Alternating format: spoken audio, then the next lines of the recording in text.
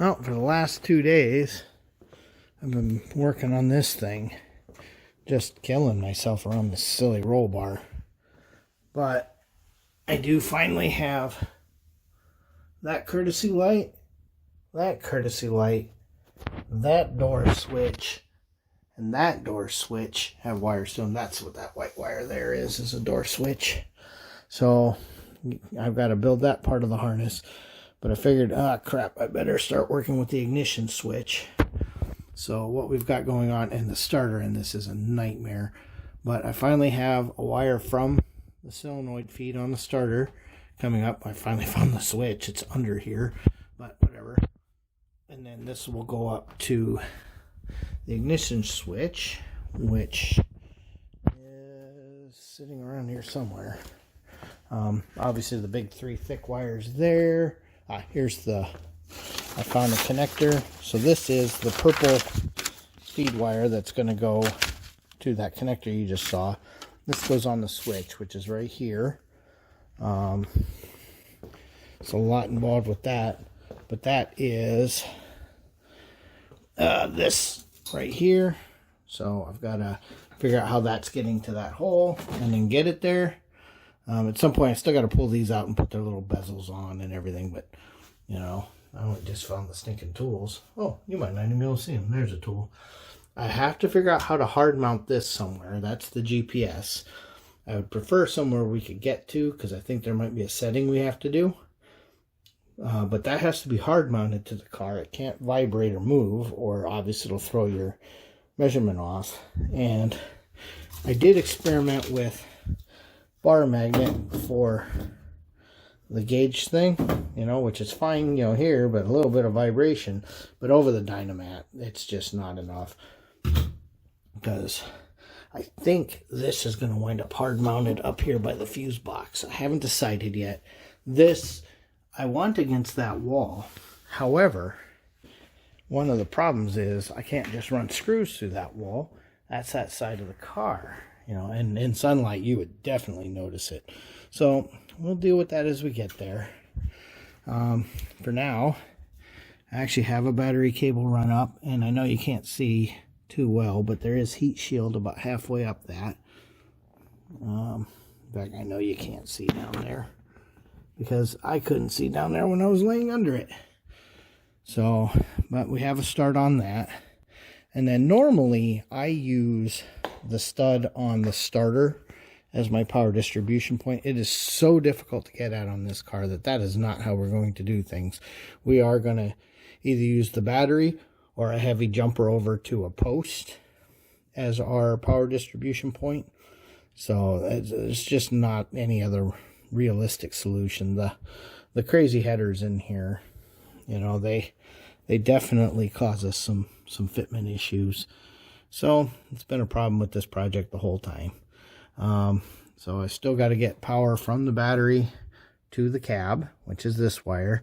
This is a spare wire. I think I wired that for fuel pump. I'm not sure, because I also have one here for the fuel pump. So I'll have to check my notes. I don't remember what I did there. Oh yeah, see, fancy bezels. Finally dug them out. Yeah, finding that park neutral switch on that quarter stick took a while. So I was going through that. I'm also starting to look at how I'm going to do these guys, because they're not going to be fun. This is the little kit for the French tin rear lights. So it's got like this little metal housing. It's got these little sockets, and then I'm going to have to make a harness for it. One of the things to note, this car does not have reverse lights. The car itself physically doesn't have them.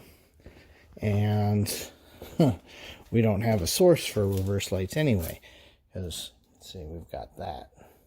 And then, of course, we've got this nice license plate flipper. I do have wires for that. I haven't figured out what these guys are. They're for the EL things in the plates, you know, those HJ. I think he's got that one on, or the K for Kaiser on there. So I'm going to have to figure out where these little, I'm assuming there's some kind of converter, you know. I don't know if it's kicking the voltage up or down. I don't know. It's an EL wire, so I think those are kind of higher voltage. So, got to deal with that. Yeah, it's just not the best place to work. There's just not a lot of room, and there's a lot of sharp corners that you got to route things around. Unfortunately, this is just part of what it takes to do something as crazy as this. You know, this project has been all about making this engine fit, and it almost kind of does. So yeah, that's kind of where we're at on the Henry J right now. I've spent an awful lot of time just looking for parts and remembering what was going on. You can see I've been digging through things. We had bought a starter shield, but there's exactly zero chance that's going around that starter. Couldn't even get a zip tie around it, so it tells you how tight that is to the block. At some point I've got to get these. Now we do have a one-wire alternator, so I'm not sure what we want to do there. I think we're just going to leave it a one-wire. It's not normally my preference, but you know, there's really nothing wrong with it, especially an engine like this that's going to kick up for an idle. So it'll spin up, so we're not going to need the exciter wire or anything like that. Yeah, it's kind of where we're at. Like I said a little bit ago, I do still have to finish getting the heater stuff wired and routed, but I figured I better take care of all my important things, you know, my instrument cluster and my ignition switch and stuff first before I put that, get all those hooked up. And then all I'm going to do, same with like the radio wires and stuff, is I'm just going to dump them on this hump here and probably just tape them down for now. And then when the console or however this is designed with the radio and everything gets done, then all of that can get integrated. That one is not my project. I just need to get wires routed. And then I think you saw in a previous video that I'd gotten a start on the rear body harness. However, you know, life happened, so had to take a break. I have still not figured out where back there am I poking a hole to get back into the undercarriage. So yeah, there's still some stuff to sort out. And then of course there's the fueling system and the fuel gauge. We got to get those sorted out at some point. Honestly, I think that's going to wind up being under car somehow. I haven't figured that out as far as the power feed, because I think we're going to use the power feed from the computer. I haven't decided yet. So yeah, there's still a couple things left to figure out. You know, we just keep taking notes and going back over things, and then spend 20 minutes trying to find a piece of heat shrink that you know you've got but you can't find. And it's been weird working on my back under a car. I haven't done that in a little while. But unfortunately, I don't have a lift in this stall. And, you know, this car isn't the easiest to move around right now. Especially considering it is very winter outside. It is very cold. And we have snow. And that would just be a nightmare trying to move that. So, at this point, I think she's stuck here for a little while.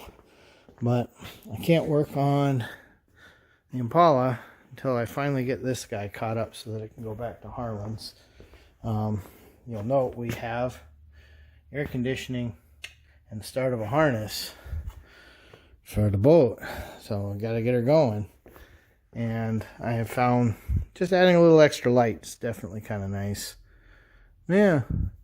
So this is what we've been doing. I haven't been filming anything. It's boring watching me crawl around in here. And this year haven't been feeling all that well, so haven't put as many hours out here as I'd hoped to over the holiday break.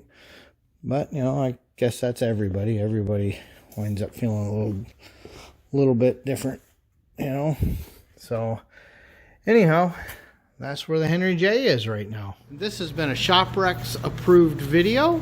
Have a great night. Thanks for watching.